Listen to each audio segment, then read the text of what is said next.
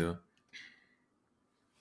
Welcome to the first ever episode of Sport Ball with Squam, Stogie, and Skulldog.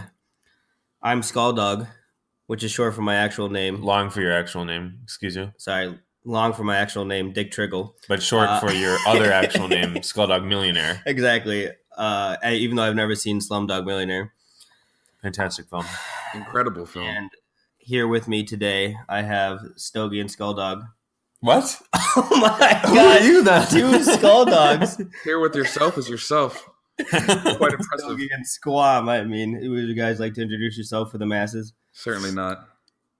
All right, good. I would also decline. Great. So Either way, I'm Stogie. we have two men shrouded in mystery here with me today. Two men, one mystery, one dream. This podcast is off the rails already, and we're 55 seconds in. So what this podcast is going to be, I would say, is Kyle, how would you describe it? Well, it's named Sport Ball. So I think we talk about sports that include a ball. If there's sports without a ball, we send them back. Track and field. Well, I guess shot put counts as a ball. Exactly. So we'll think about using that. Water polo, Oh, yeah. of course. Does hockey count, though, as a puck? No, I can't never see liked the puck hockey anyways. either. So this episode in particular is going to be a preview of the upcoming NBA season. Boy, am I excited. Would you say this is our area of expertise, wouldn't you? I mean, we don't have any other areas of expertise. So. All right, so the first thing we're going to do is go through each of the 30 teams and just give some quick thoughts about them and what we're excited about for the upcoming season. We're going to go in order of projected over-under wins from best to worst. So I assume the Bulls will be the first team we talk about.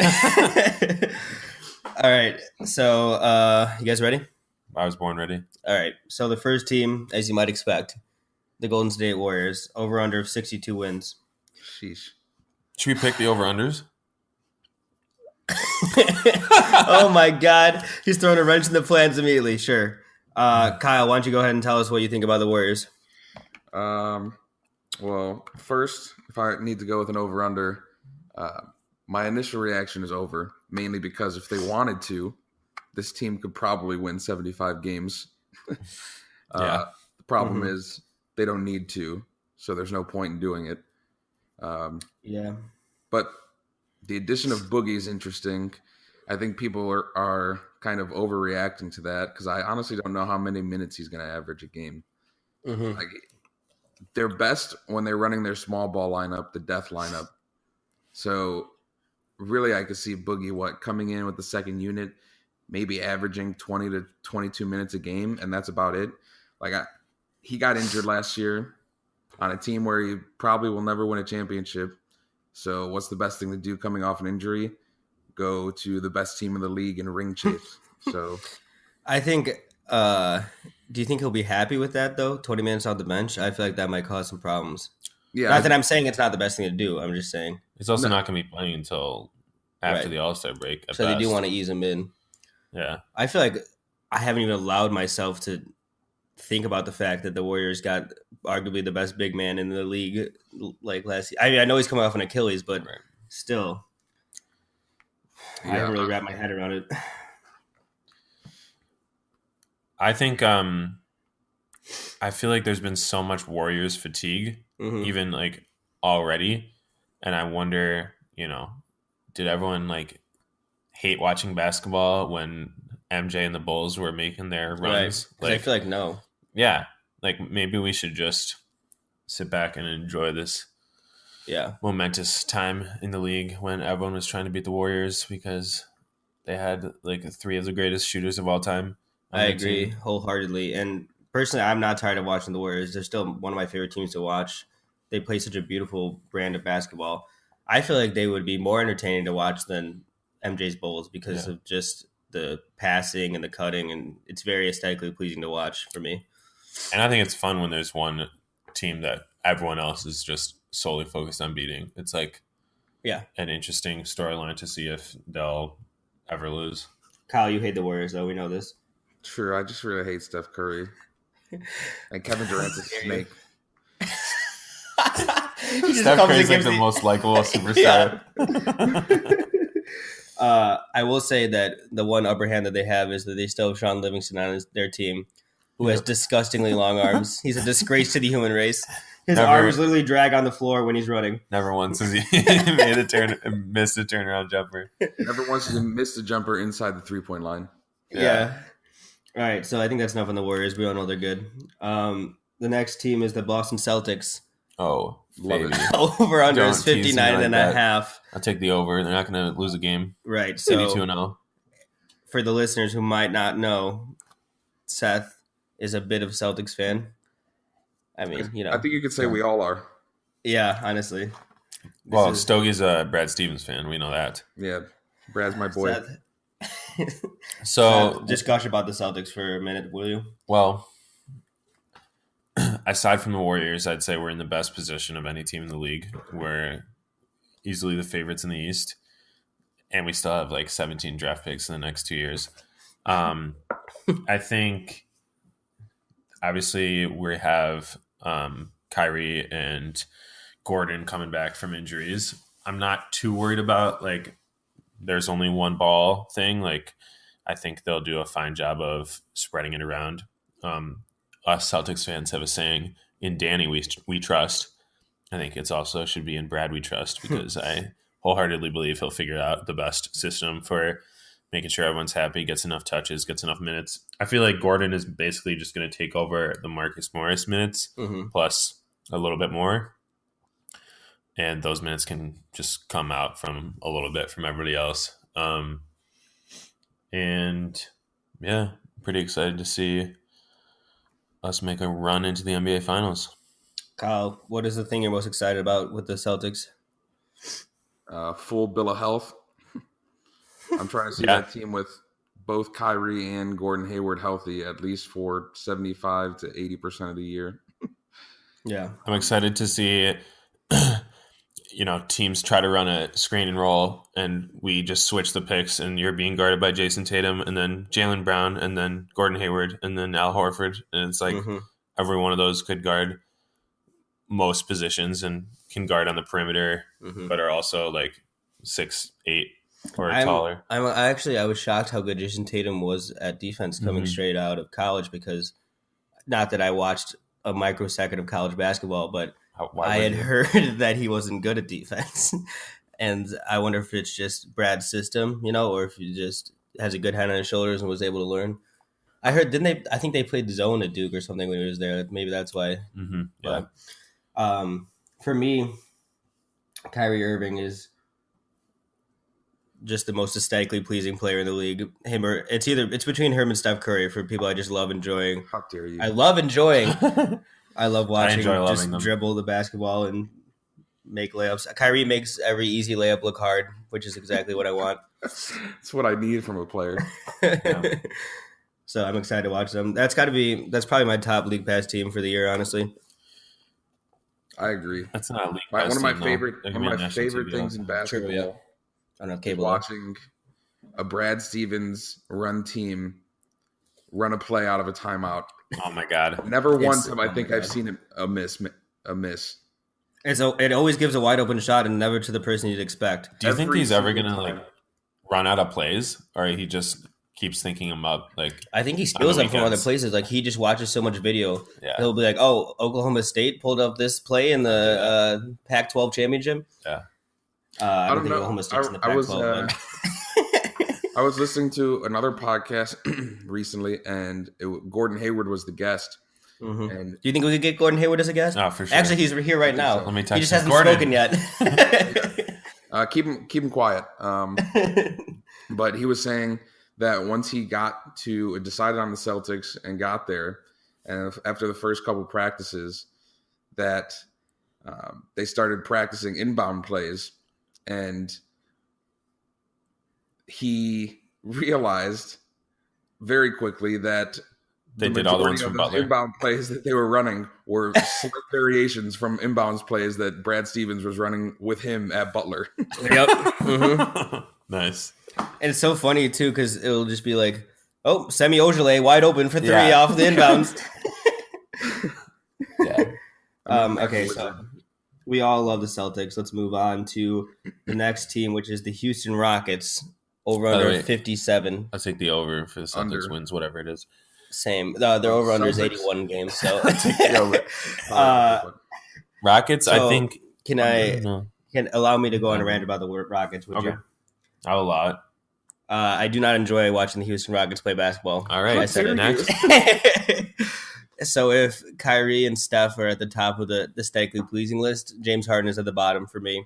I just don't enjoy watching him dribble for 20 seconds while four men stand around the 3-point line, and then he makes an amazing play at the end. That's And, not the same team though. That they don't do that anymore. That was maybe 2 years ago, at the least, what James Harden was doing. But that's not what That is happens not with true. Chris Paul That is anymore. exactly well, him or Chris Paul do that, basically. And now they've added Carmelo Anthony's dead corpse so they can prop him up at the corner. Like a puppet. That was the at the dumbest thing corner they could've 3 done. spot and pretend that he's still alive. But I know darn well what the truth is. Sam, maybe you It's the need to truth. give the Rockets another chance. Maybe you need to find it deep within your heart to just evaluate them with a fresh perspective. You know that's not my style. I know. What do you guys think about them? Well, I think PJ Tucker and Eric Gordon are going to need to step up big this year with the departure of Trevor Ariza and Mbamute. Luke And- Richard and Mamute.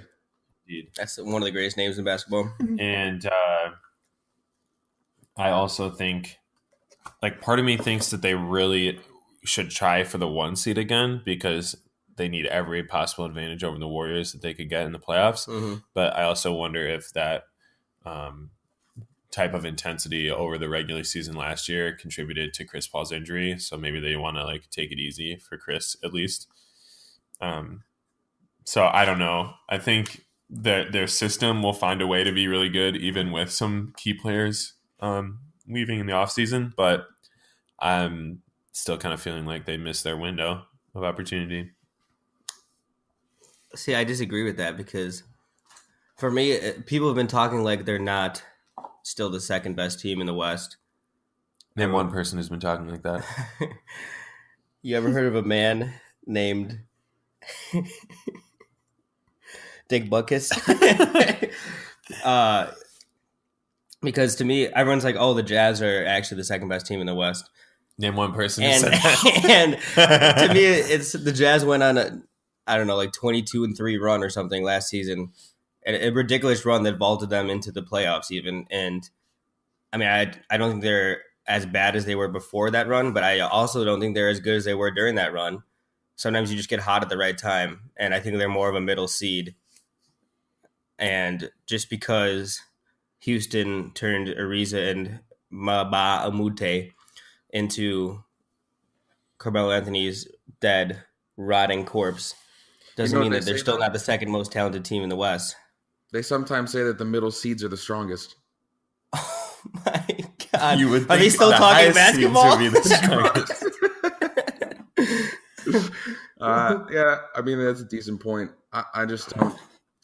What the Rockets did this offseason is one of the most puzzling things. The reason that they were so good last year and were able to keep up with the Warriors, like no one could slow down the Warriors, but having Trevor Ariza be able to guard, KD and sometimes Drummond, like underrated guard is what Trevor Ariza is. Who can shoot the 3 ball, which helps them stretch the floor. Couldn't And shoot then- it in the game 7 though.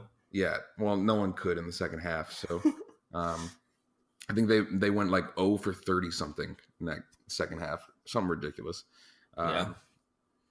And then getting rid of Mbamute as well is brutal for the team because now who do you have to play defense? You replace those 2 players with another player who could do the same thing that Ryan Anderson could do, which is stand in the corner and shoot a 3, but probably Carmelo? yeah, probably even not as high as a percentage as Ryan Anderson could. Then again, Ryan Anderson was asked too, so Yeah, Ryan Anderson I is straight just- cheeks.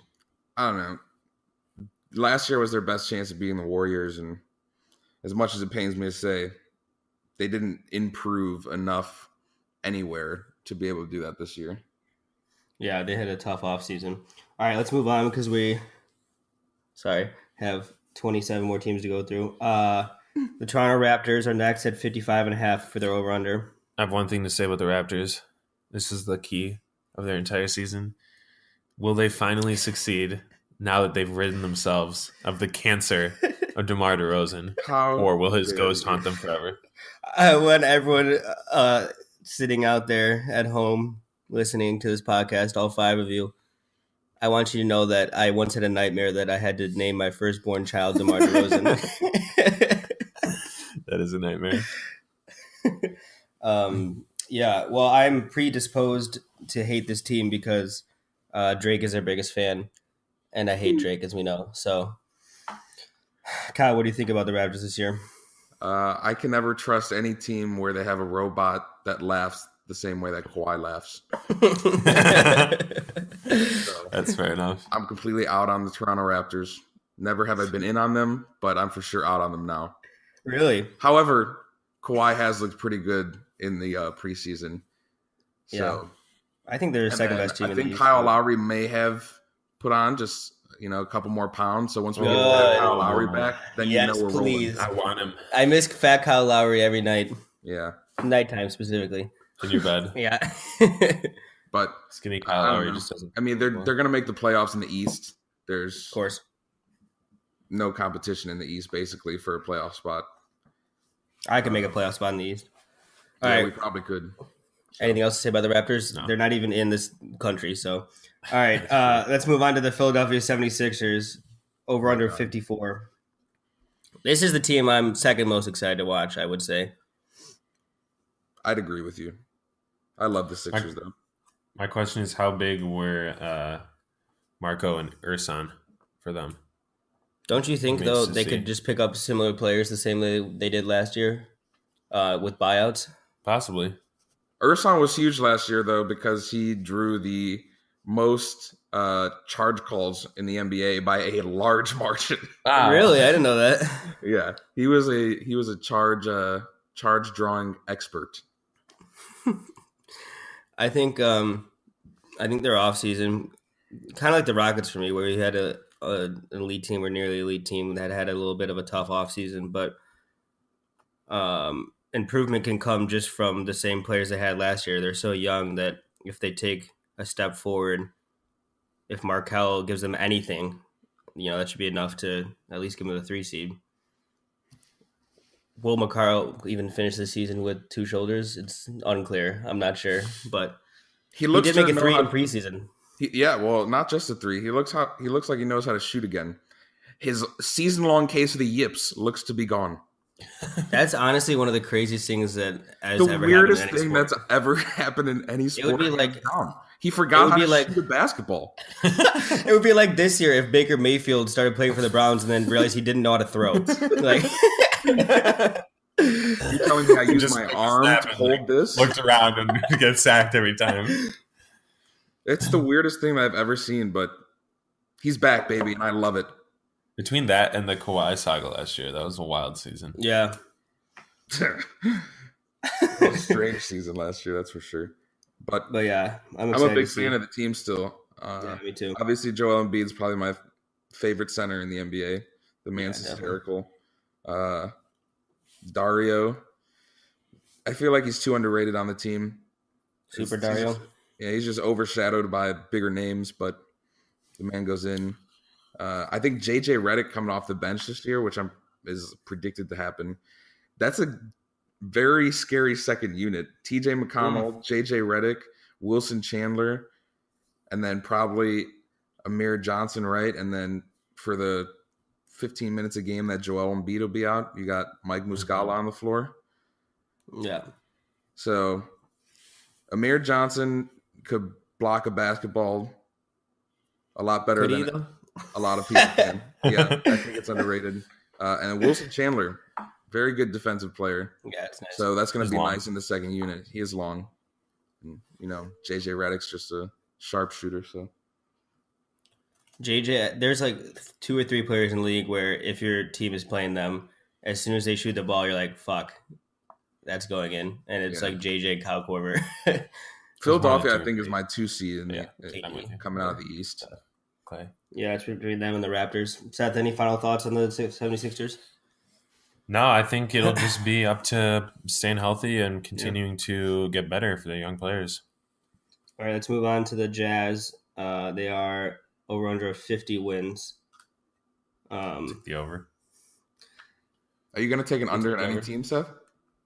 I think all the teams will win all their games. Excellent. Every team goes 82-0. and Seth, what are your thoughts on the Utah Jazz? I think it'll be interesting if Rudy Gobert can stay healthy for a full season. I think if he can, they're in a pretty good spot. And I am itching to see if Donovan Mitchell could possibly even get better from his rookie season. And I love Donnie. improve. And if, everyone makes the comparison to Dwayne Wade, and Dwayne Wade had a tremendous amount of success in his first couple seasons. I mean, he won a championship in his second season, right? Right. So I expect the same from the Jazz this year. we'll see. You heard it here first. Hot take.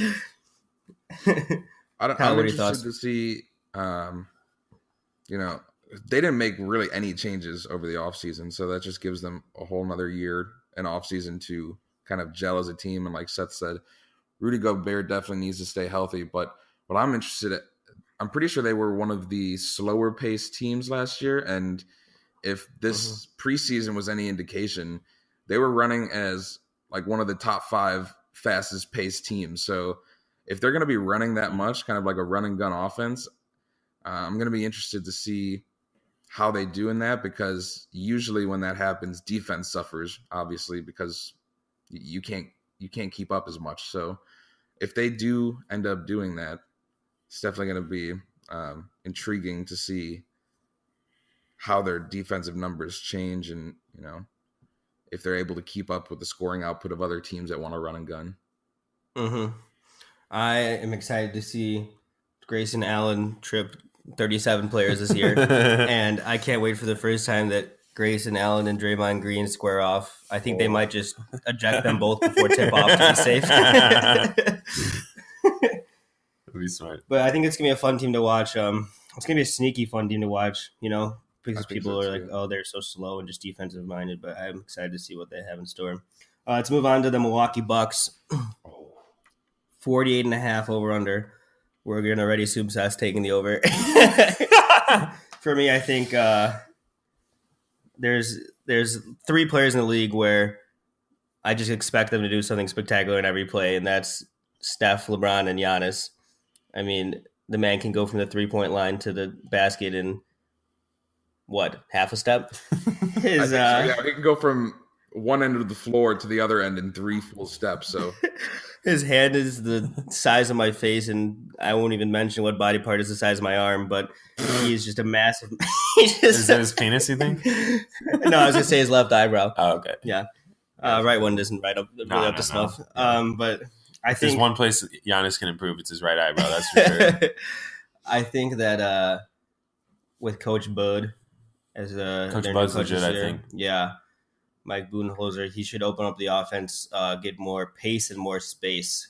Really, the NBA buzzword. Pace and space, baby. Yeah, and could this be the year Giannis makes a serious MVP run?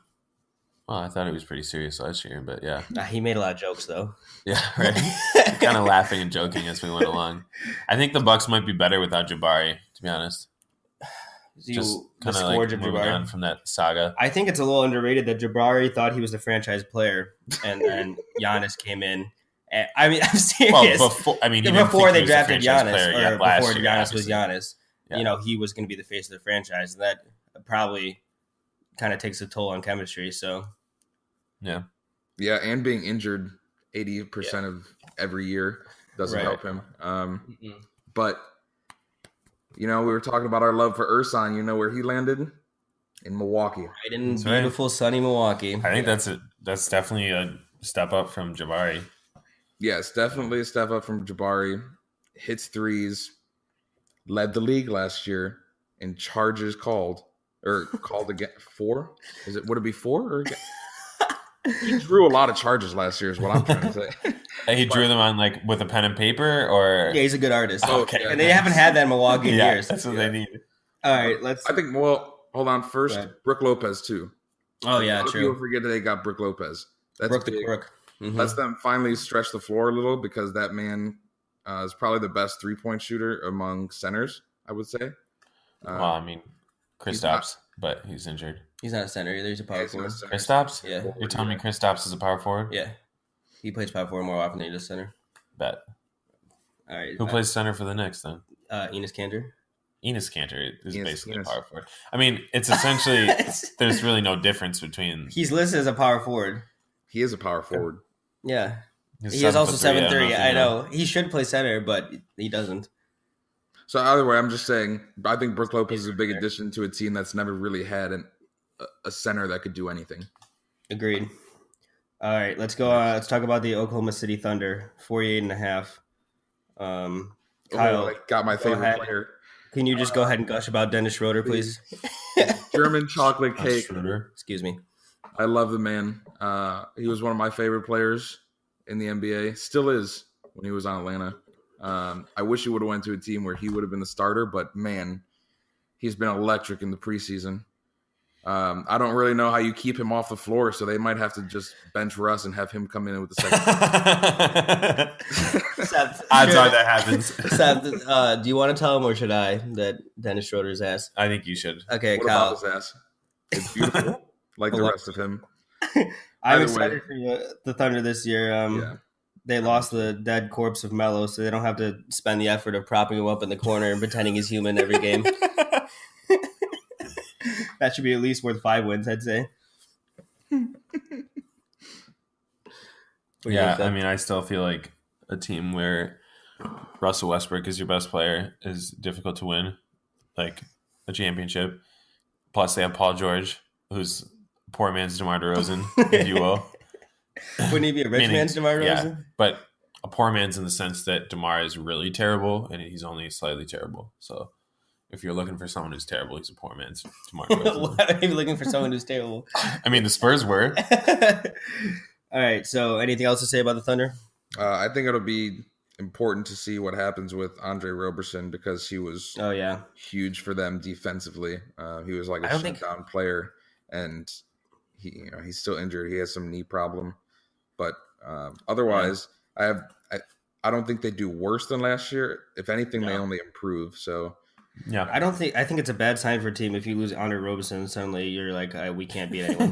This is our team. is well, messing it's not with like they need him for his offense, but defensely, he was probably the best he's player a on the court. poor man's Mellow on offense, I'd say. Still alive, but still propped say up in the rich corner. man. All right, let's move on to the Indiana Pacers. Love it. Over under of 48 wins. Take the under. I'll tell you what. The under. You took the under. What do you guys think about them? I think Depot is not a fluke, but I also think Ola or otherwise? Ola. I also think the rest of the team isn't really maybe as good as they showed against the Cavaliers in the playoffs. I don't think Tyreek is going to be much for them. Kyle, go off about Tyreek, please. Well, I don't know where Seth's coming from. Tyreek is probably should have been a 6th man of the year multiple years. I don't know how the man's never cracked a starting lineup. Either way, This is I'm Kyle's fine poor with it. man's Dennis Schroeder. Yeah, that makes This sense. is. I love Tyreek. He's got a majestic beard, so He does have a nice beard. Yeah. I can't get past it. But he has incredible depth. Him and Kyle O'Quinn both add great depth to this team, which I think was something that was needed. Because behind Miles Turner last year, there was really no center that could, center the roster, I guess. But Nice, dude. thank you.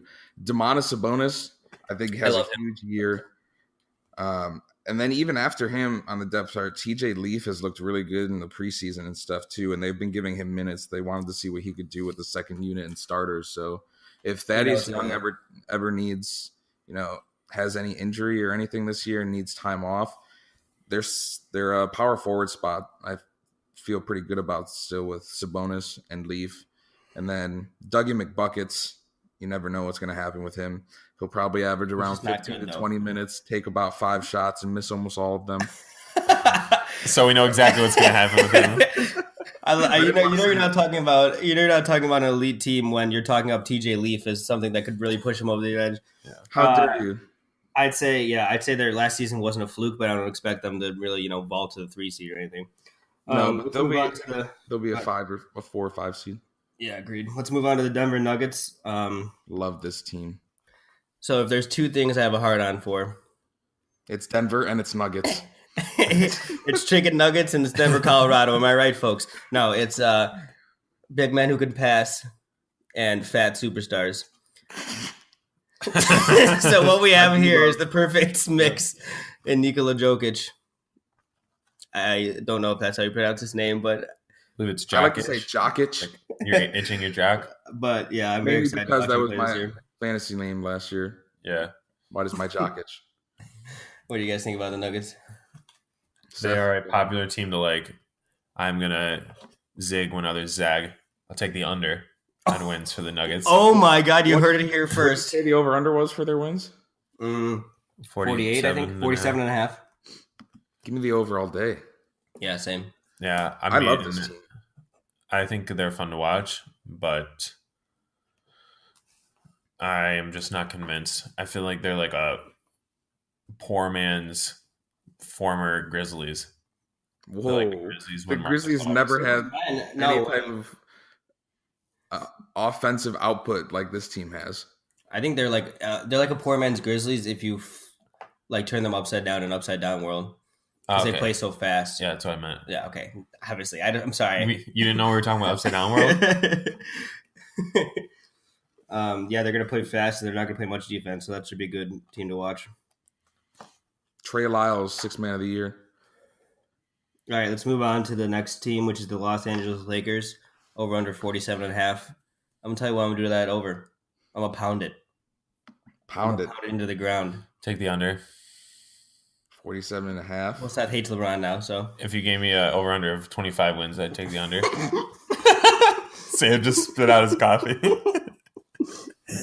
I have to go over 47.5. They won 35 games last year without LeBron and everyone else that left the team before the All-Star break or after the All-Star break and went to play with LeBron. I think LeBron and their other additions add at least 12 wins. LeBron and I made love every night for many years. I pleaded with him for an entire season. I said, LeBron, don't go to the Lakers.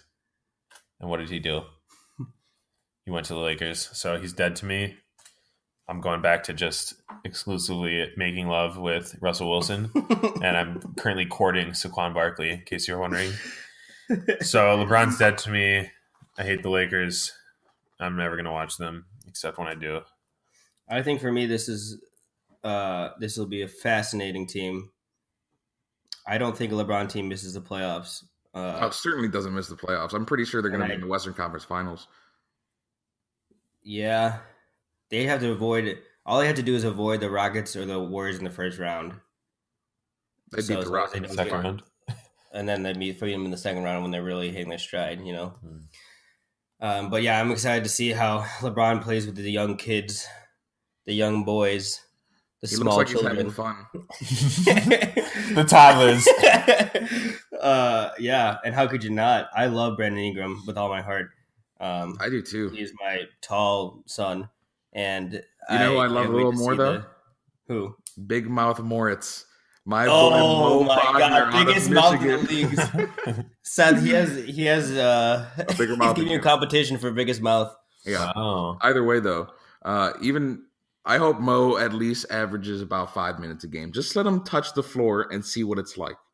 Let him touch the floor. Let him feel it. Yeah. If he averages 5 mouth wide open, agape expressions a game, I'll be happy. Is all. I mean, that mouth is a cavern. All right, so let's go on to the next team, the New Orleans Pelicans. New Orleans. Over under 45.5. I'll take the over. I think I would as well. Probably go over as well. I don't know what teams are going under at this point. It's so hard in the West because not all these teams are going to win over 45 games because they're all going to play each other. Yeah. What? Oh my God. I think So for this team, I wonder how much losing Rondo will affect them, because I did feel like, say what you will about him, but he seemed to be a big player for them in the playoffs. But I love the addition of Julius Randle. I feel like I love it Julius. will be similar to when they had Boogie healthy, but I think Randle will fit a little bit better with AD. And AD has like had a taste of the playoffs now, and he, I think, really believes in this team. And I think they're going to be one of the teams to beat in the West. Don't forget about the addition of, you said Rondo's gone, but you know who's in? My boy, the Weekend Jr., Elfrid Payton. Then again, he cut his hair, but so did the Weekend. True. So I mean, they're going through the same stuff. I heard they're correlation and causation. Okay, I'll be the first to say it. Someone can be the second. I don't think Elfrid Payton's good. I don't think Elfrid Payton's good either. I'll be the second. I am on the opposite end of the spectrum. You know I love wacky point guards, and Elfrid Payton fits the bill. Either way, he's a walking shooter. You don't understand. Anytime he touches the floor, he's a walking triple-double somehow. I'm pretty sure he was like 3rd or 4th last year in the league in triple-doubles. Very quietly. Basketball. He's great at finding people, and that's what you got to do if you're a true point guard. He's really good at Where's Waldo. The one problem with this team, I don't know what happens. Like, every other position looks fine on paper, besides small forward. What happened? Yeah. How do you have a starter of Etuan Moore, a backup of Darius Miller and Solomon Hill? Solomon Hill is getting paid more than half the team. Yeah. And he's the 3rd string small forward. What? I'll tell you what, their wing rotation makes me nervous, but I think AD will make up for a lot of that. Yeah, I mean, AD can play like ostensibly what they would have gotten from playmakers on the wing, you know? Right. You give him the ball in the elbow. Yeah. Yeah, that's true. As long as they're passable on defense. Yeah. I'm excited to watch Julius Randle. He's a human bowling ball, and I'm there for every minute of it. You just got a new bowling shirt, so maybe you guys can go together. I did get a new bowling shirt with flamingos. Just roll Julius Randle down the aisle. Down the aisle? I want to marry Julius Randle. There, I said it. All right. The next team. Oh, this team I'm very excited for. The Washington Wizards. 45.5 over under. Do they make it through the season without their locker room literally exploding? Is the question. My goodness. The answer is no. Next team. I mean, what's going to happen? They don't have my boy, the Polish Hammer, to hold anything down anymore. Everyone is Kyle's boy. Kyle has a boy in every team. None of them are good at basketball. I have a boy on every team. That's the truth. I'll tell you what. They're not good at basketball, but my God, they hold a special place in my heart. Do you know, like a few years ago, my cousin bought the website marcinegortat.com. Does he still own it? Just in case. I don't know how to ask him. Just in case Marcin. Marcin Gortat turned out to be a generational talent 5 years after he joined the NBA. Yeah, and then, you know, Marcin's agent would like buy the domain name off of him for a couple $1,000s. But I think his like official website is like thepolishhammer.com or something. That sounds like a good porn site. Yeah, it really does. What a niche player to buy their website for. I'm gonna start. I gotta tell you what. John Wall is moving slowly into the range of doughy superstar, and you know that's right in my zone, baby. I can't wait till he looks a little out of shape, but still drops 20 points and 13 assists per game. I feel like John Wall's been living on the street for the last 45 minutes. He's a poor man's Russell Westbrook, and it's very hard to win if he's the best player on your team. I think the Wizards are in that tough position where they have like 3 kind of star players that nowadays would all get paid big money with Beal, Wall, and Otto Porter Jr. But I feel like if they have the 3 of them, that's not good enough. So it's like, what do you even do? I think you need to get rid of John. Plus, they have the Dwight Bullabias on their team now, so that's -5 wins right off the bat. All right, let's move on. That team is going to blow up, and we all know it. All right, the Miami Heat are next at 43.5. So as we record this podcast, they do not have Jimmy Butler and may never have him, but they could. Exactly. On top of that, they also made basically, I don't think, a single offseason move. Yeah. Well, to me, this team is a collection of really good role players that just need one superstar. Like perhaps Jimmy Butler? Jimmy the Butt Butler. That's right. It doesn't sound like he's leaving. No, I don't know what's happening there. We'll talk about that later with the Timberwolves. But I mean, his team's a playoff team in the East. You know, I mean, I think they're gonna be a solid. well-run organization. Is it a playoff team in the East though? Yes. Oh. Next question. It's not a playoff team in the East. I'll tell you that much. And it's not in the All right. West either. I just don't. Obviously, think it's a playoff we have team. nothing to say about the Heat. Let's just go on. The San Antonio Spurs, 43.5. Got to be the lowest over/under in quite some time. I would pound the under, and I'll tell you why. You're gonna pound the under. I'm surprised that with Greg Popovich still coaching, that the Spurs decided to tank. I mean, think about it. Manu's gone. Tony's gone. They get the worst player in the league in DeMar DeRozan. Here we go. I mean, My first. do I have to spell it out for you? My firstborn son. Wake up, sheeple. All right, so I'll say this much: the loss of DeJounte Murray is tough. They're gonna have to start sunken eyes Patty Mills, whose eyes are so Patty far Mills. into his head that he cannot see the court. Patty Mills had already seated the starting spot. He said he'd rather play on the second unit. Really? That's probably because he can't see the court. He's one of the guys who has to feel the court because he can't see it. His eyes are too sunken into his head. Eric White's going to be the starter, and I'm pretty sure he got injured the other day too and might be out for a couple weeks. They're tanking, guys. Good. Either Patty Mills actually does start the first part of the year, or whoever Nick Johnson is, Patty Mills is like, hey, first team's not for me. This is your spot now. So I don't know Nick what happens. Johnson? Yeah, I don't know who I that don't is. even know who that is. He's the only other point guard listed on their depth chart. DeMar DeRozan and LaMarcus Aldridge are two of my least favorite players to watch in the league, so I'm very happy they've consolidated themselves on one team that I can avoid watching all year. Yeah, I probably won't ever watch a Spurs game. LaMarcus might be a good fantasy player, though. They've got no one else to score the ball. So LaMarcus, true. well, I mean, you got DeRozan, though, who's going to take, 20 shots a game? yeah, and miss 18 of them. Depends on the night. All right, let's keep rolling here. The Portland Trailblazers are next at 42. What do you guys think? I feel like there's a lot of talk about blowing up this backcourt, but in my mind, if you have Damian Lillard and CJ McCollum, I mean, that's enough to stay competitive, even in the West. And I think they should ride it out. I'm going to take the under on this. I think they're poor man's Rockets. They have two playmakers from the guard position, a few wings who can kind of do stuff, and not much else. And I think we kind of saw what their true team was made out of in the playoffs last year. I know, like, obviously the 3 to 8 seed were all very close in the standings last year in the West.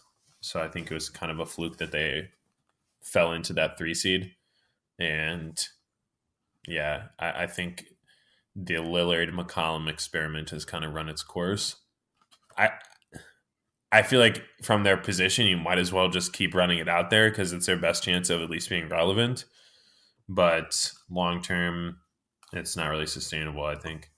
Yeah, they got worse in the offseason, losing Napier, who looked really good last year off the bench. Is that your boy? No, it's not my boy. Okay.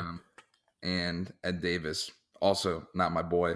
Don't lie to Who me. is I his know boy? damn well that Ed Davis is your boy. You can't However, lie to me like They that. did add Sauce Castillo to There's come his off the boy. bench behind CJ McCollum.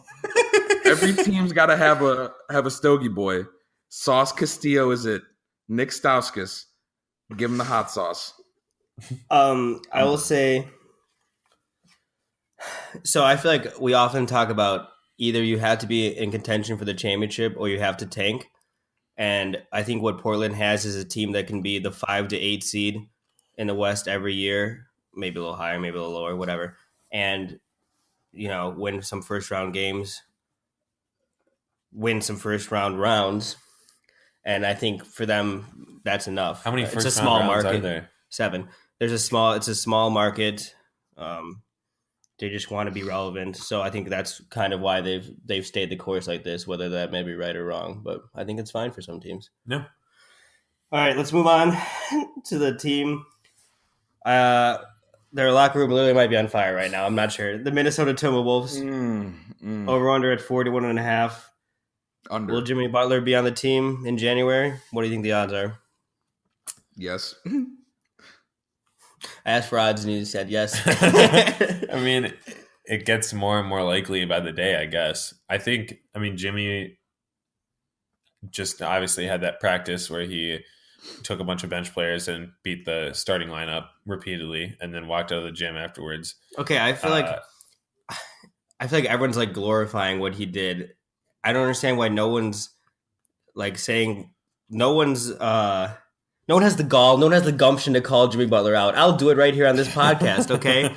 Being a leader does not mean you berate your teammates and you tell them that they're terrible and they're not trying hard enough.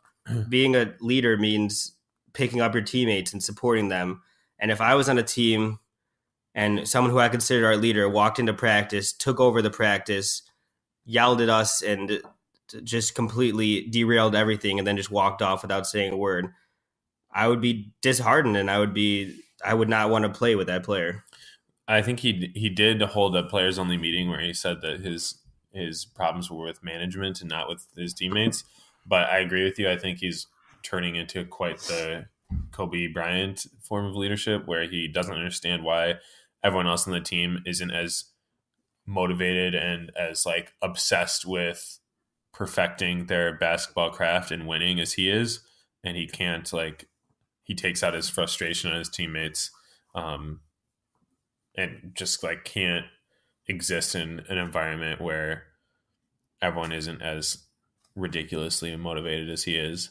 Mm-hmm. So I don't know. I think if he's on the team, I think if the Wolves could just get rid of Wiggins, Yeah. they'd be in a much better spot. But I don't know if there's a team in the league that would take Wiggins off their hands. No, I'm pretty sure he's pretty mad at Karl Anthony Towns too.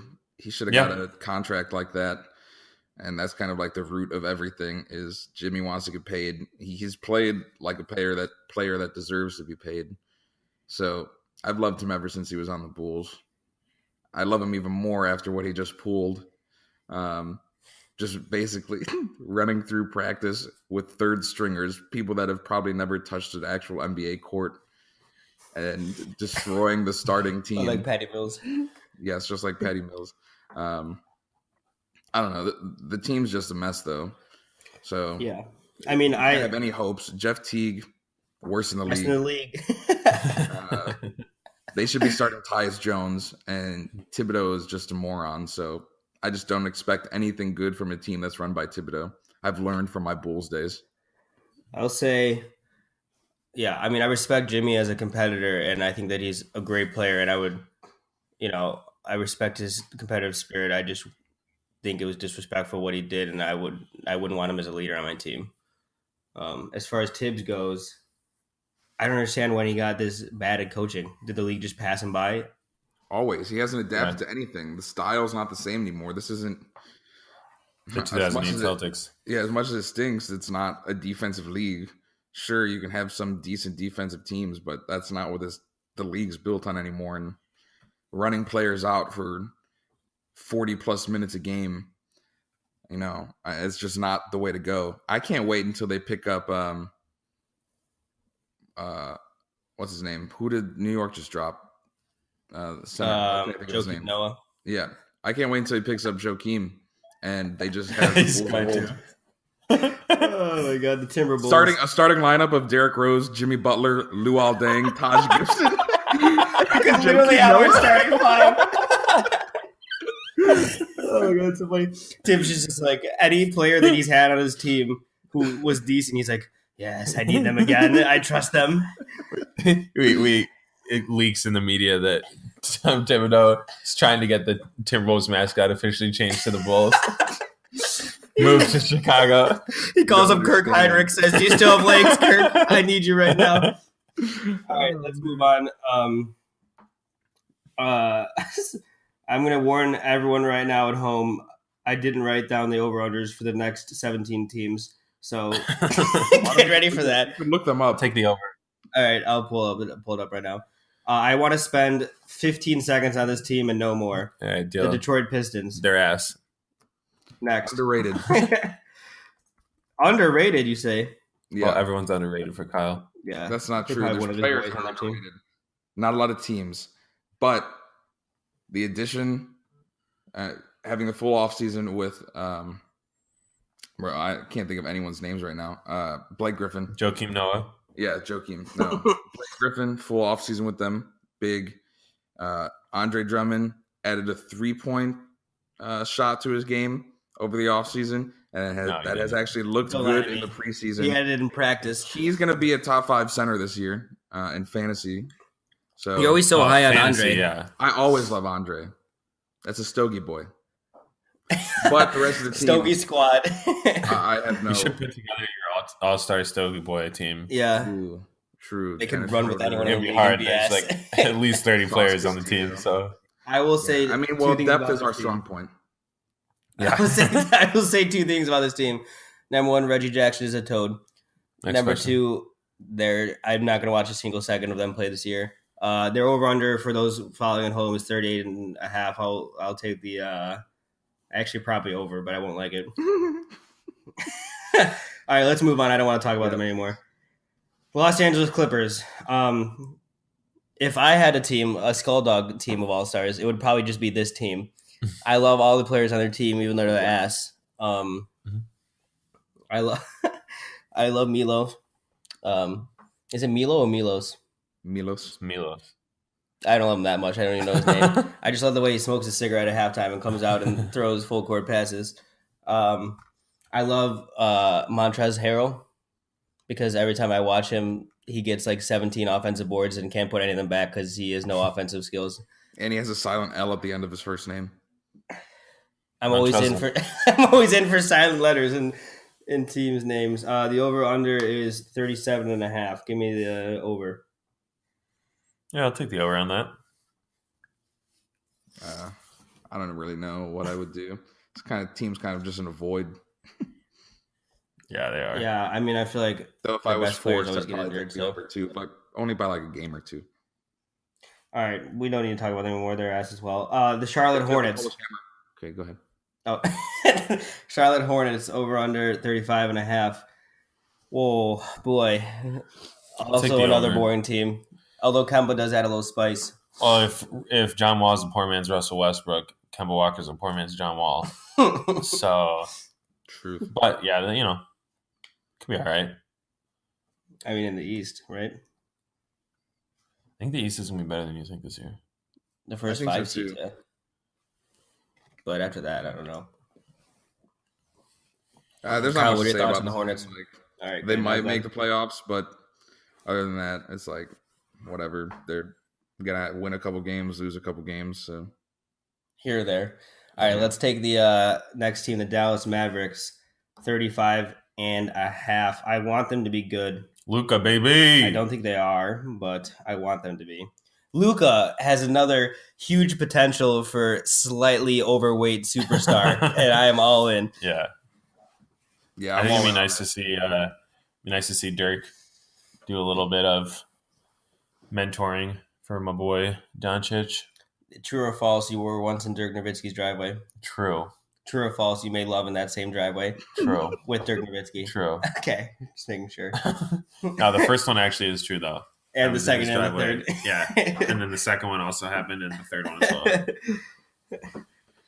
Kyle, what are you excited for with this team? To see Luka, basically. That's about it. They do also have Jose Juan Barea of sorts coming off the bench, which I love. He's another Stogie boy. So, of course, I can feel that one coming. Yeah. But big Stogie boy. Dennis Smith looked good last year, obviously. Mm-hmm. Yeah. I think take another step forward. Having Doncic, so that's going to be the interesting thing is Doncic. I feel like requires the ball in his hand a lot because he's more of a facilitator. Like he could shoot too, but facilitating I feel like is more his game. So we'll see I have to see how Dennis Smith plays off the ball. Mm-hmm. But I think he was a decent enough shooter last year to be able to do that. He's pretty quick on his cuts too. So I think Luka is going to be like an underrated source right there of points is him finding Dennis Smith on the cut for the a layup or a dunk or something like that. I can't wait to pronounce Luka Doncic's name 50 different times this season, completely differently every time. I believe it's Doncic. Okay. Or perhaps Doncic. It's like, do you have an itch? No, I don't have an itch. Doncic. Yeah. All right, That's what I say all the time. let's move on to the Memphis Grizzlies over under 33.5. I have several points for this team. Number one, every year we say if you have Marcus Gasol and Mike Conley and nothing else, it doesn't matter. You'll still be competitive. This is the year we're finally going to find out if that's actually true because they literally have no other NBA They have two level players on the roster. I will admit that I was playing 2K the other day and I was playing as Memphis, and 3 wings came off the bench that I'd never heard of in my life. I was like, "What is this team?" So I don't know. We'll see if that's really true. They only need Gasol and Conley. I'm taking the over. I think, yeah. I mean, Conley should really be. I mean, he's been an established player for a while, and I think coming back this year, Health I is think big. he'll be motivated, and yeah, it'll come down to health. And look, they can scrap for more than 33.5 wins. I think. I think so too. Yeah, the health. I'm like, Jesus, Alexa. Classic Alexa. My God, that's twice now. Twice I've never said anything to it, and it does this to me. Yeah, Mike Conley and Marcus Gasol, obviously. The two offensive players, the only players on the team that's going to do anything offensively, basically. So you just got to hope teams can't shut them down. JaMychal Green looked decent last year, so that's good. There is a video, though, that floated around of Chandler Parsons dancing at team photos. And let me tell you, it was the whitest dancing I've ever seen. So because of that, I'm completely out on this team. They're going to lose every game. So I do like JaMychal Green, but I prefer just Stephen Blue personally. Of course. All right, let's move on. The Brooklyn Nets coming in at 32 wins. Thoughts? Their ass. Next Same. team. That's the only thought I have as well. Frisky, actually, I wrote down. Frisky is what you write down for a team that's not good. Just so you know. Then in that case, I agree. Kyle, thoughts? I like getting rid of Jeremy Lin. It just opens up more playing time for more time for D'Angelo Russell to have the ball in his hand. He could honestly have a breakout year on a team that really doesn't have anyone else. No. I mean, I guess you got. Is that a Stogie boy though? No. He might be someday. He's on the bench. Yeah, practice squad. But they did pick up Shabazz and Shabazz Davis too. So I think that Kyle, do that thing you do when after Giannis blocks Shabazz. Get that out of here, Shabazz. Oh my God! It's like Giannis was in the room with us. Yeah. Oh, you didn't know? He's sitting here. Gordon's right there. Right, so. Gordon and Giannis. We haven't allowed them to speak the whole time. So I think they have some decent depth, but it's the Brooklyn Nets. So right. All right. Let's move on to the Cleveland Cavaliers. This team over under 32 wins, and yet 31 wins. And yet Tristan Thompson said that they should be the favorite to make the finals in the East. And like Tristan, you're missing a player, right? He's not wrong though. They have been to the finals. What is it? Every year for like the last 4 years or something. Yeah. There's a player named Jabron Lames. I don't know if you've heard of him, but he is not on the team anymore. The last time Jabron Lames left the Cavs, the owner, Dan Gilbert, vowed that the Cavs would win an NBA Finals before LeBron did. Fast forward 2 years after that, LeBron won the NBA Finals. The Cavs were the worst team in the league.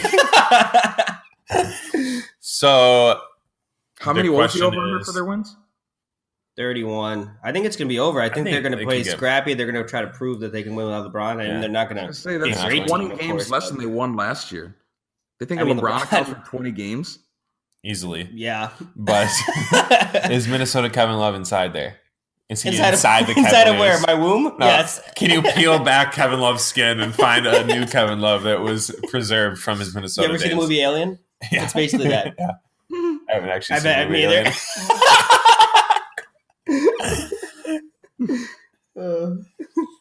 They also lost their most important player as well, in Jeff Green. So right, Uncle Jeff. All right, let's move on to the Orlando Magic. Over under 30.5 wins. Thoughts? Mo Bamba, Mo buckets, baby. I love That being said, I'll take the under. Yeah. Kyle, what do you think? What was the over-under set at? 30.5. 30.5, you say? Yeah. Give me the over. I'm a believer. I 31 wins? They have some fun young players, but they're all big and none of them can handle the ball. So It's honestly unacceptable that they dipped in the lottery 5 straight years and have not a single future All-Star on their team. Mo Aaron Bamba Gordon's not a future All-Star, or Mo Bamba. I mean, Aaron Gordon I would probably say not a at this surefire future All-Star, no. I don't know. I think they might beat that over-under by like 1 or 2 games. Like, Yeah, I agree. they're not going to blow it out of the water, but I think they'll win some games. All right, let's move on to the home team, the crowd favorite. Your Chicago Bulls coming in at over under 30 wins. I would say under, honestly. Cheeks. Dare I say I will be excited to watch them this season. Potentially Horace Grant? Potentially Horace Grant will suit up to play for this team. That's how bad we are. Potentially historically bad defensively. But Lauri Markkanen is the next Dirk Nowitzki, and Wendell Carter Jr. is the next Al Horford. So I think we have that short up. No, neither of those. Yeah, this is definitely not the year for them, but they'll be fun to watch. 2024 is looking like it also will not be the year for them. They'll be fun to watch. There's going to be no defense in any game that they play, but you'll get high output games from Zach LaVine or Bobby Portis, as long as he doesn't punch someone. Bobby maybe Big Dick, Denzel Valentine. Chris Dunn as well. Yeah. Seth, any thoughts? No, there is. Good. Next team, Phoenix Suns, coming in at an over-under of 29 wins. I love Devin Booker like my own son. Really? Or my own son. Am I right? Phoenix? Wake up, people! What do you guys think about the Phoenix Suns? Do you think it was a good move to sign Devin Booker long-term already? Yes. Next question. What else does it have? DeAndre. What I'm most concerned about is the fact that they hired someone and fired them in the same offseason. Who'd they hire and fire in the same offseason? Their GM or whatever. No, he's been there for like 5 years. Oh. They hired their coach. Either way, you let the GM go through the entire offseason and the draft. Yeah, that was weird. Draft whatever players he wanted, and then you were like, well, you didn't cut it this time. Now you're out. Why would they even let him do that in the first place? He hasn't done anything good with those draft picks over the last 5 years. Yeah, they've had a lot of misfires. Although somehow Alex Len is your boy. I did like Alex Len. He's not on the team anymore. He's on Atlanta now. That's true. Another ass team. But I think starting Trevor Ariza and Ryan Anderson. Why is Warren coming off the bench? Ryan Anderson has no one to back him up. Yeah, I think that they're trying to win now, but they don't have the pieces to win now. So it's just going to be kind of a blah team that has like the 10th seed. All right, let's move on to the New York Knicks. Their over-under is 27.5. Thoughts? Under. I think it just depends on when Kristaps comes back. Mm-hmm. But he could miss the whole season. Yeah. Frankie Smokes is a low-key future, probably defensive All-NBA future team. Stogie Boy. He's a Stogie Boy in the making. If you were to create a Stogie Boy in the lab, it would be Frankie Smokes. What is his actual name? Ntilikina. Yeah, Frankie Nicotine. I like him quite a bit. Fort Knox looks great. Yeah. Fort Knox. I'd like to petition to call him Fort Knox. I don't know. I saw him dunk like 3 times, so I just assume he's good. Yeah, he had the first preseason game. He went out and had like a crazy double-double. And then after that, he literally hasn't done anything. So I think a lot of people are overplaying the fact that he had one good game in the preseason. And then which means everything. After that, for the other 5 games in the preseason, did absolutely nothing. Fort Knox, lock it down. That's all I'm saying. I was going to say, do you think Kyle knows the preseason doesn't count? No. Okay. Also, Kristaps Porzingis is my father. So, really? Yeah. So this is you heard it here on this podcast first. Bill, I'm sorry you've been replaced. On the day of his birthday. Yeah, happy birthday. Shout out to Bill. He's 21 years young. My dad has his birthday tomorrow. Kristaps? So, yes. Are we brothers? Frank, nice to meet you. Hi, Philip. So, anyway, That's the Knicks and our father. Let's move on to the Sacramento Kings. Over under 26. Pound that under, baby. This team is ass. There's not much to Honestly, be said about this team. one of the worst run franchises in sports, all of sports. History. Sports history. Yeah. I mean, do you think the women's Gresham shot put team from 1818 was poorly run? Well, look no further than the Sacramento Kings are even worse. Am I right? You're right. I believe. Yeah. Well, I just need them not to get the number 1 pick, because if they get 2 or better or worse, you might say, then the Celtics might get the number 1 pick. They have a very good chance of getting the number 1 pick. Oh. Who's worse than them? The Hawks. The next team that we're going to list. Yeah. They have a good chance of getting the 2nd pick, though, too, which would be great for us. Yeah, that would be good. All right, not much to say there, ass. Finally, coming in at our 30th team. I don't even want to soil my good mouth with their name. The Atlanta Hawks, Hotlanta, the A-Town. That's it. That's it. Peace up, A-Town down. Thank you. You're welcome. Over under 22.5. Will they even win 20 games, though? No. Pound that under. Yeah. I mean, sometimes it's better if you have good players if you want to win basketball games, and they do not. That wasn't true for the Gresham shot put team of 1818, though. Good point. Yeah, I would say that I'm actually excited to see Trae Young get the opportunity to just make some mistakes and learn from them, and we'll see if he improves. I think you only like him because his hairline is just as receding as yours, and he's at a much. That was a low rate. shot, and you know it. Right, but they also do have Dwayne Dedman, who it's a dead man. Famously, I will never forget that time where Matt guessed Dwayne Dedman in what's that game Botticelli. called? Botticelli. Yeah. Never once heard the name Dwayne Dedman, but boy, did you get him there. I got to guess it because I use Cool Runnings when they say, "Are you dead man?" That same car ride though, he also thought Steph Curry's name was Steve. So Yeah. Oh, everyone, all those listeners out there, be looking forward to a recurring segment coming in the next few episodes. Suffice it to say, I won't spoil anything, but it'll involve Matt Rossetti, and it will not be intelligent. All right, let's move on to our predicted playoff seeds for each conference. How do we want to do this? We talk about our predicted playoff seeds for each conference. You guys want to just go one by one? I feel like if we go one by one each seed, that'll take forever. So let's just Kyle, say your list. teams right now. What are you talking? You want me to list what? 1 through 8. 1 through 8 in the East. We'll start with 1 through 8 in the East. Yeah, will be hold the East, please. Celtics 1, 76ers 2, Raptors 3. Then we got Pacers 4, Bucks 5, Wizards 6, Heat probably 7, I guess, and the Pistons 8. All right, Respectable. Seth, yours? That being said, downright irresponsible that you would list those teams. No, mine's pretty similar. I'll take, obviously, the Celtics. I think Toronto. I have faith that DeMar DeRozan's ghost will not haunt them, so they can get the 2nd seed, assuming everything goes well with Kawhi. Then I have the Sixers, Bucks, then the Pacers, Heat, Wizards, and Hornets. Maybe Kemba will work his magic a little bit. I think some of my picks will surprise you.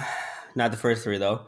Number 1, the Chicago Bulls. Kidding. I'm shocked. Number 1, Celtics. 2, Raptors. 3, 76ers. 4, Bucks. 5, Pacers. 6, Heat. 7, Pistons, because if you have Blake and Andre and a Toad, I mean, you should be able to make the playoffs. Yeah, that's fair. And then 8. Coming in at 8, the New York Knickerbockers. You heard it here first.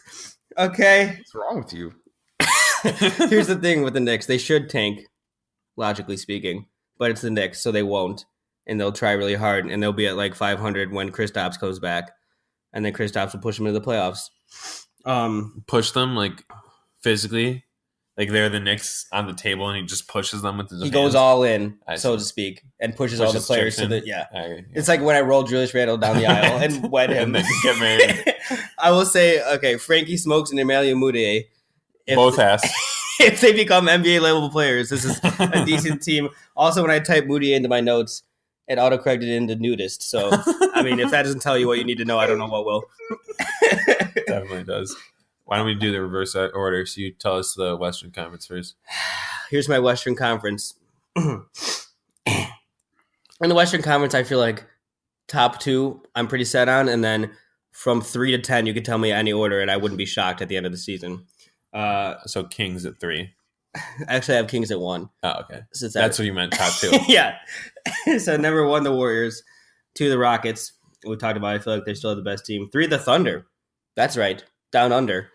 4, the Los Angeles Lakers. 5, the Jazz. 6, the Pelicans, because I put them in because they have Anthony Davis, as you might have heard. 7, the San Antonio Spurs. You know what? I'm going to pick them to make the playoffs until Popovich is spinning in his grave, but I'm going to kill him next week. He's going to spin in his grave?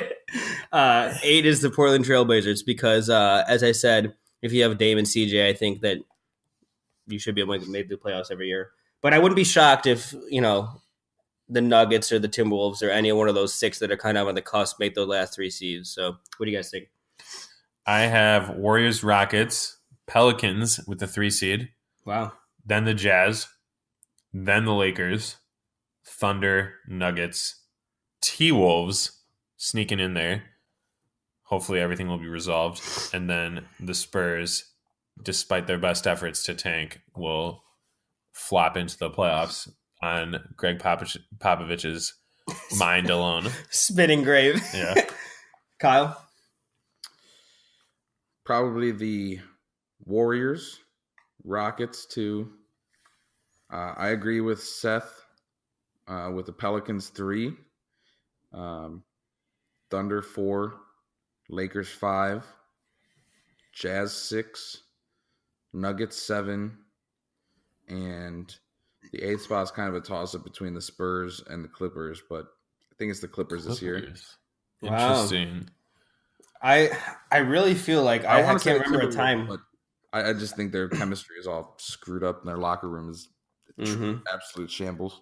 I can't remember a time when like the 3rd seed was so open that you could tell me any of these teams goes to 3rd seed and I wouldn't.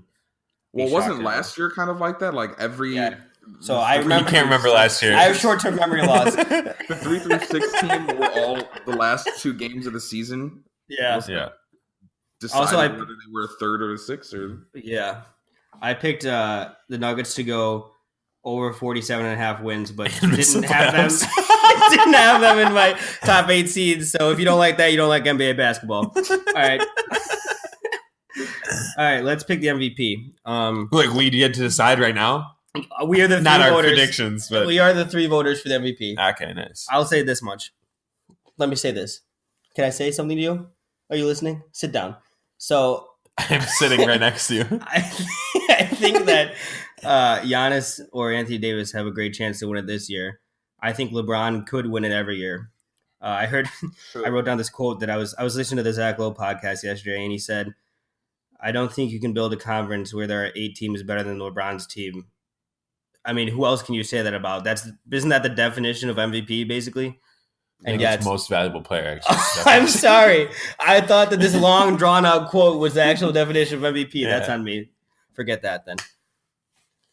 I would have voted for LeBron for MVP for the last, 10 years. That being said, he's on the Lakers now, so he's dead to me. So my pick would be Anthony Davis. I think he could have been MVP in previous years, but he was not because his team wasn't good enough. And I think given that I had Pelicans as the 3 seed, I think they're going to be up there 50-ish wins. And I think that'll be good enough for MVP voters, in addition to his completely dominant stats as usual.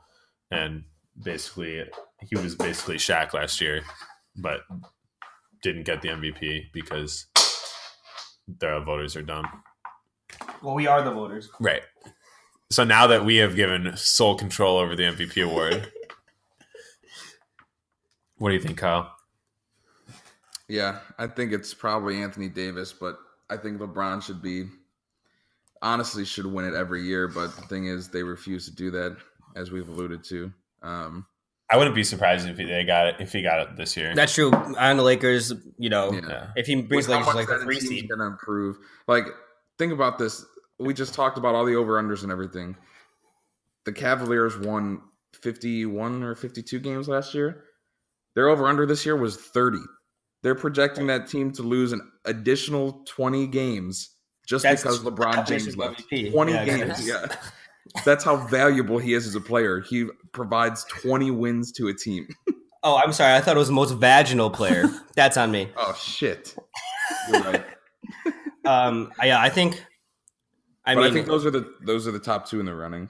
Yeah, every year third. the MVP is about storyline. So whichever team kind of makes the biggest splash out of the Lakers, Bucks, or Pelicans will probably get it, I would say. Yeah. I don't think KD or Steph have a chance because they play for the same team. Isn't that unfair? I mean, if Steph got injured for a bunch of the year and KD just went true. off, I could see it happening. He's a snake. All right, let's.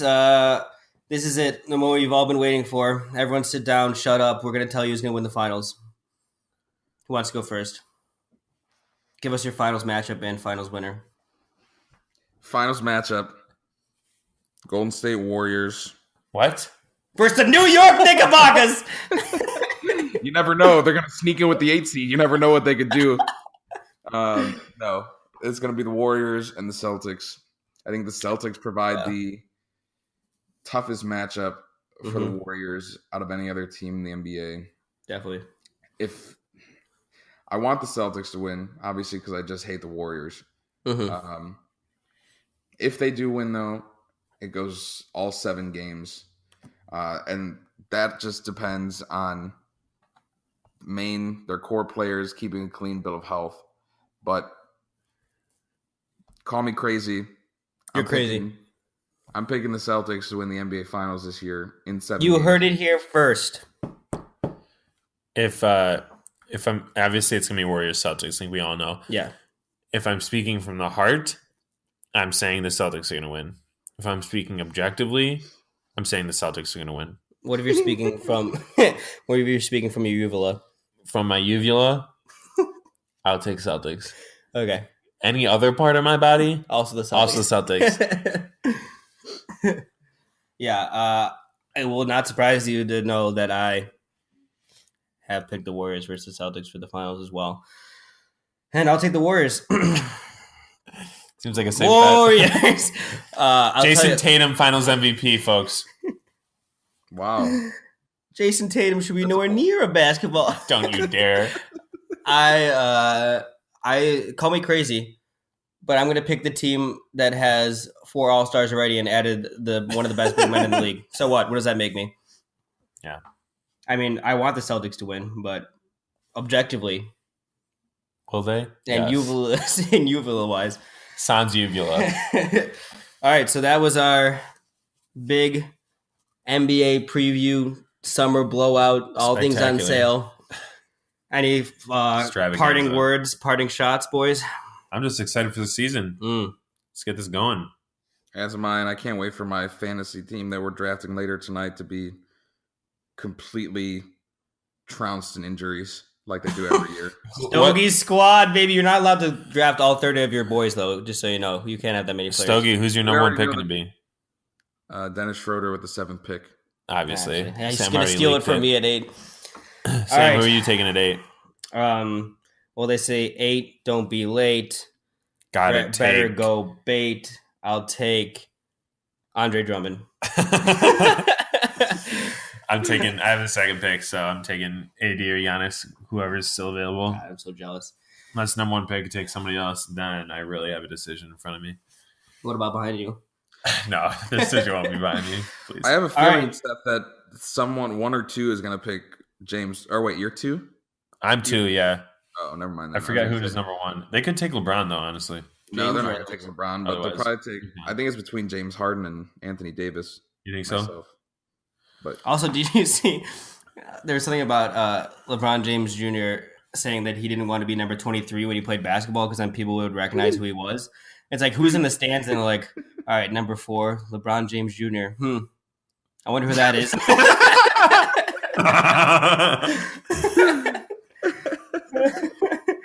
All right, well, this has been the first ever episode of Sport Ball with Squam, Stogie, and Skulldog. The podcast that no one asked for, no one needed, and no one deserved. Yep. So we're going to say sayonara to our 5 listeners. We'll see you next time.